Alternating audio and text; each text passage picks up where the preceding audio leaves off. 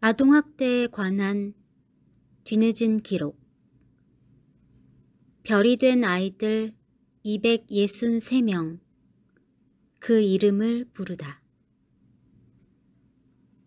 류익은, 이민택, 임지선, 최현준, 하어영 지음. 시대의 창 출판사. 지훈이 살인사건 그 뒤 4년. 현옥씨 이야기.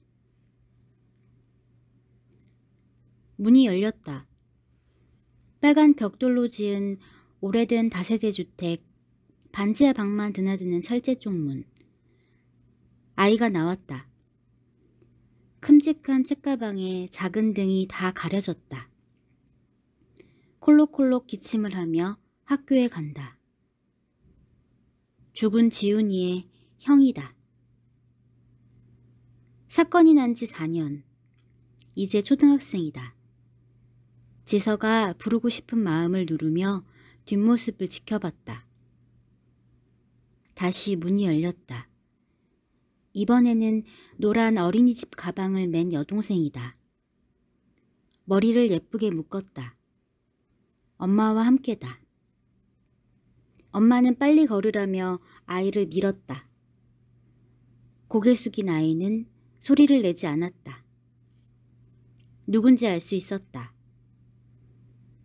만 3살 지훈이를 죽인 범인으로 엄마 아빠가 검거됐던 4년 전 임신 5개월이던 엄마 뱃속에 있던 아이다. 이제 그 아이가 4살. 지훈이 또래가 됐다. 좁은 골목길 건너편에 서서 그들을 봤다. 다가가 말을 걸어야 하지만 엄두가 나지 않았다. 그 골목을 서성이던 며칠 동안 머릿속에 맴돈 문장이라고는 엄두가 나지 않는다 뿐이었다. 아동학대 사망 사건의 가해자, 그러니까 살인범을 불쑥 찾아가 왜 살인을 했느냐고, 자기 자식을 죽인 뒤 어떻게 살고 있느냐고 물어야 했다. 기자라며 죽은 아이 이름을 꺼내자마자 멱살 잡힐 가능성이 컸다.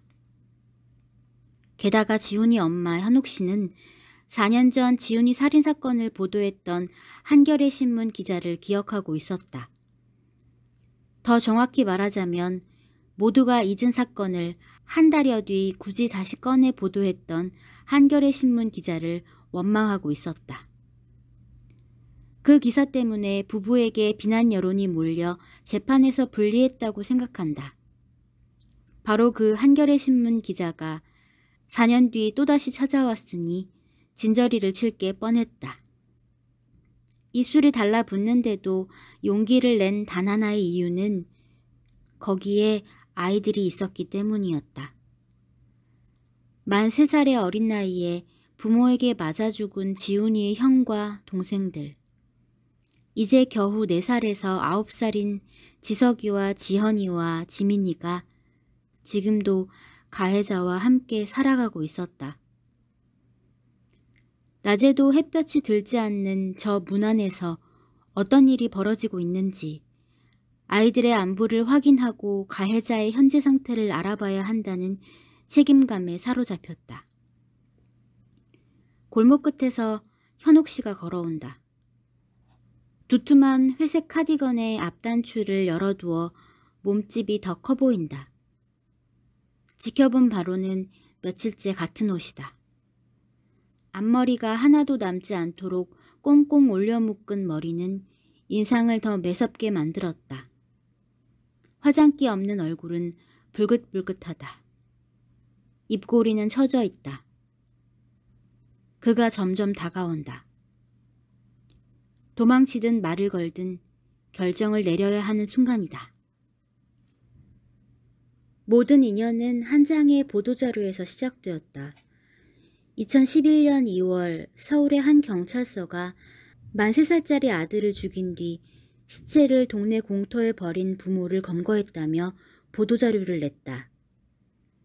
당시 한겨레신문 사회부 경찰 출입기자였던 나는 별 생각 없이 보도자료를 받아들었다. 이 사건과 이토록 오래 인연을 이어가게 될 줄 그때는 상상도 못했다. 보도자료를 인용한 기사가 쏟아졌지만 오히려 한겨레신문은 별다른 보도를 하지 않았다.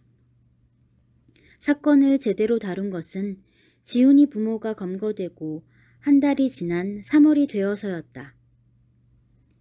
부모에게 맞아 죽은 아이가 한겨울에 길에 버려져 시체마저 꽁꽁 얼어버렸던 아이가 아직도 병원 영안실 냉동고에 방치되어 있다는 소식을 들었다. 아이를 때려 죽인 부모는 그렇다 쳐도 이 사회 어른들이 참으로 무참하구나 싶어 기사를 썼다. 기사를 쓰며 그제야 사건 내용을 다시 훑었다. 서울의 한 주택 밀집 지역의 짓담한 건물 쓰레기 더미에서 흰색 유아용 이불, 파란색 비닐봉지, 분홍색 줄무늬 수건, 흰색 이불 포장 비닐봉지에 겹겹이 쌓인 만 3살짜리 아이 지훈이의 시체가 발견됐다. 발견 당일 기온은 영하 12도. 시체는 시커멓게 얼어 있었다. 머리엔 핏자국이 선명했다. 범인은 아이의 부모였다. 비닐을 칭칭 감고 있던 황토색 테이프에서 나온 지문이 범인을 지목했다. 지훈이 엄마의 지문이었다. 경찰은 아빠가 지훈이를 때려 죽였고 엄마는 시체 유기만 도왔다고 발표했다. 경찰은 새벽 3시께 자다 깨서 오는 지훈이를 아빠가 마구 때려 숨지게 한 뒤 집안에 방치하다가 죽은 지 18일이 지난 날 새벽에 버렸다고 설명했다. 2008년부터 2014년까지 7년 동안 발생한 아동학대 사망사건 중 111건을 분석해보니 가해자 10명 중 8이 친부모였다. 가해자의 평균 나이는 34세, 피해자 평균 나이는 4.6세였다. 가해자 직업은 무직, 주부, 자영업, 일용직 순이었다.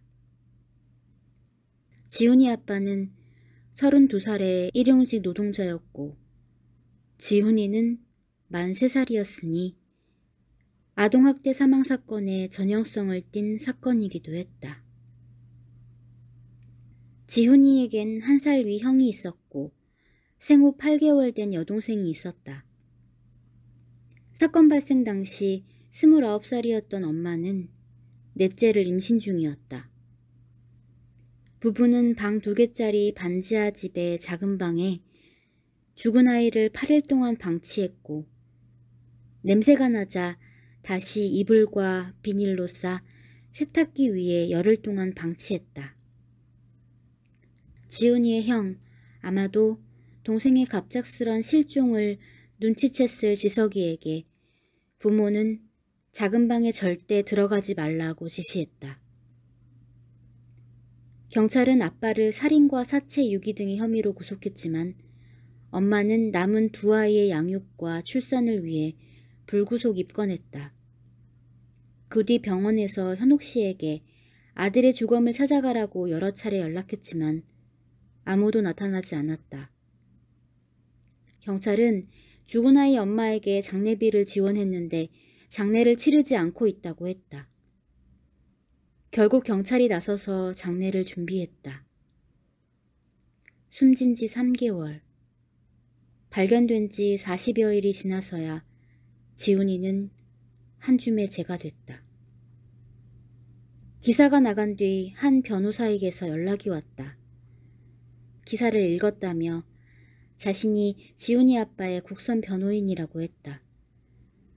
남은 아이들도 있고 태어날 아이도 있는데다 부부의 사정도 딱해 변호사는 이들의 형량을 적게 받을 수 있도록 노력하고 있다고 했다.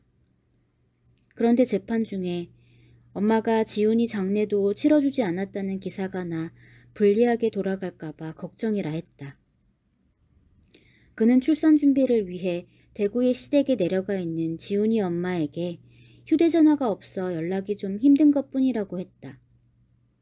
엄마에게 장례비를 지원했는데도 장례를 치르지 않았다는 것은 오해일 것이라 했다. 하지만 그 이상 확인되는 사실은 없었다. 지훈이 엄마는 끝끝내 직접 장례를 치르지 않았다. 변호사는 부부에게 불리한 기사를 원망했지만 할 수 없었다. 혹시 몰라 변호사의 이름과 전화번호를 적어두었다. 하지만 재판은 부부에게 불리하지만은 않았다. 벌이가 없어 가중됐던 경제적 스트레스, 양육해야 할 새 아이와 출산이 임박한 엄마의 상황 등이 감안됐다. 아이의 아빠는 상해치사와 사체 유기죄로 징역 5년을 선고받았다. 검찰은 엄마의 기소는 유예했다. 남은 아이를 돌보고 출산을 해야 한다는 이유에서였다. 죽은 지훈이의 형, 젖먹이 여동생, 뱃속의 아이까지 엄마가 있어야만 생계를 유지할 수 있다는 것이 기소 권한을 가진 검찰의 판단이었다. 남은 아이들이 있어 아빠의 형량도 줄었다. 부양할 너무나도 어린 두 아이에게 아빠가 절실히 필요하다는 점, 중형을 선고하면 피고인의 가정에 가혹한 결과가 발생하는 점 등을 헤아려 관대한 처분을 해달라는 것이 변호인이 법원에 낸 의견이었다. 법원도 판결문에서 피고인 이외에는 가족을 부양할 사람이 없는 점을 참작해 형을 정했다고 밝혔다. 아빠는 감옥에 갔다. 엄마는 아이들 곁에 남았다. 그리고 4년이 흘렀다.